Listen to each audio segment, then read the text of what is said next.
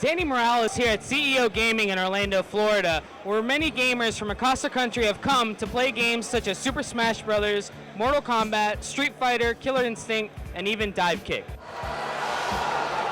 We caught up with a few of the winners and asked them how they got into esports and what they think the future is of professional gaming.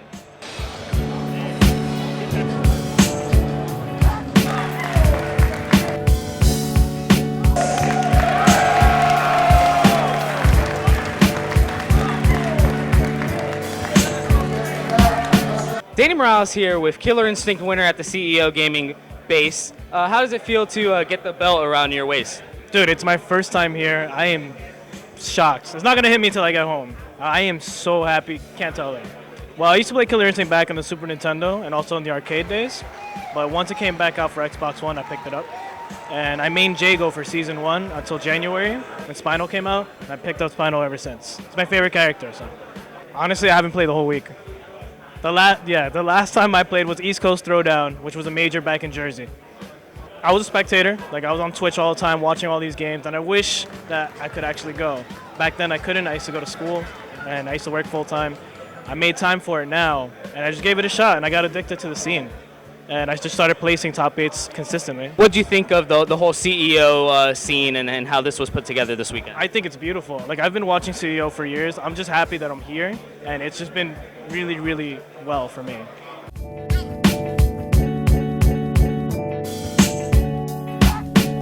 On top of all the video game competitions spectators were allowed to watch, there were many vendors on hand as well as games that people could just play for fun, but of course they were getting competitive.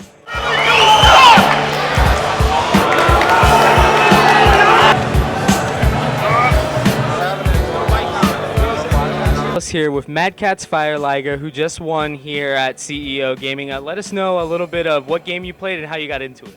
I picked up Dive Kick when it originally released at CEO in 2013, when it was at its early stages. I've been playing it since then.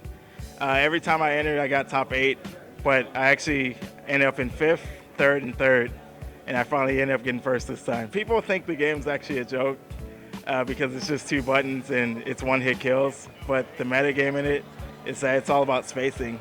And for you to learn the spacing for every character, plus their special attacks, it takes a lot of practice. And there's a weekly tournament that we used to host online, and that's how you level up on that game. I've been carrying this all weekend. It's been worth it. The guy that I beat has won multiple tournaments. He's been regarded as the best player, and I finally was able to knock him off for this one.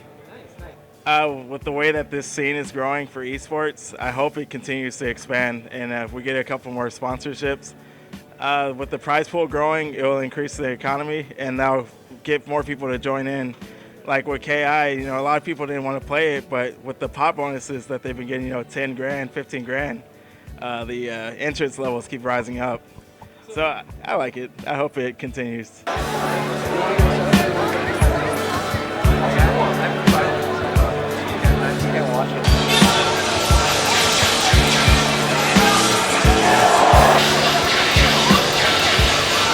Here with NYC Yusha, who participated here at CEO Gaming in Orlando. What do you think of the event as a whole? This venue is ridiculous. It's so much better. This is like my second time at a major, and this is by far the best major that I've been to so far. You played some Street Fighter here. I see you with your gamepad. First of all, let me in on the differences between using a gamepad and the controller and how you obviously pick one over the other. Well, there are a few differences because, for an arcade stick, you could get more precise direction inputs depending on what type of character you play. For instance, charged characters are easier to use because you have actual directions to tilt the joystick in, as opposed to an analog that's 360 directional. It's very hard to get those actual angles. So it kind of like dead angles and corners and stuff. Makes it easier. So have you been using a pad since you kind of started competitively playing Street Fighter? I used a pad in the beginning, but as I started to get more into it and more into the competitive scene, I picked up arcade stick. In general, I think it's pretty profitable. There's a lot of people who come out from all over the world to attend these events and play these games and compete. So I think it's very profitable for these guys to get involved with this stuff.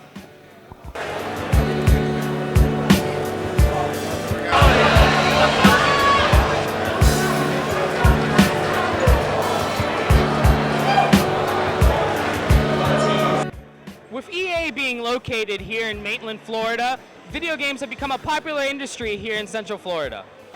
For the Valencia Voice, this has been Danny Morales reporting from CEO Gaming in Orlando.